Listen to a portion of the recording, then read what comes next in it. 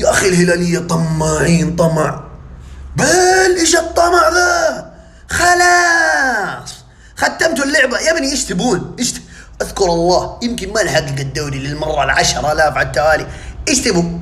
خلاص اللعبه خلصت. يعني قبل دوري ابطال اسيا كان ممكن اتفهمك، ولكن دحين حققتوه مره، وبدل المره مرتين، وفي مره في النص وقفوكم، ولا كنتوا حققتوه 3 كمان. والله اتذكر في 2009 لما حققنا الدوري كنت اقول يلا ها هاند، صار الفرق بيننا وبين الهلال دوري ودوريين وقتها اعتقد، قلت يلا السنه الجايه ولا اللي بعدها نعادلهم.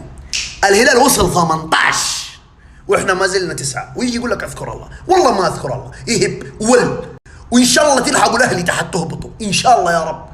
يجيني واحد اتحادي يقول لي انت منبطح للهلال، وانا اشك في اتحاديتك الصراحه. الاتحادي ما عنده الا خشب يخسر ويقول الحكم غشاش. لا ما في، الهلال معد بشكل احسن، الهلال فريق فنيا ينافس انديه اوروبيه. احنا ما زلنا عندنا مشكله في الاداره.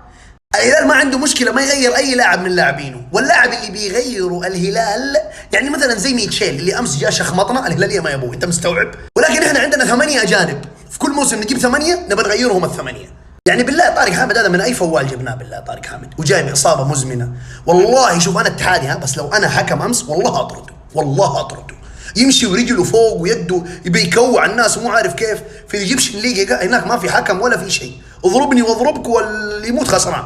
ولا حد يجي يربط لي اياها بالفلوس بس. والله يا اخي فلوس على الله على الحمد لله يا رب. واحد من افضل لاعبينك اللي جبته في اخر ماني عارف كم سنه، رومارينيو، كم دفعت فيه؟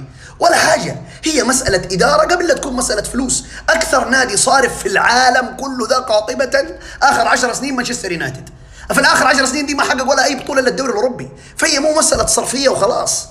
الفكرة في الهلال مختلفة. الهلال سابق كل الأندية السعودية، حتى النصر اللي معاه رونالدو لسه ترى الهلال أقوى منه.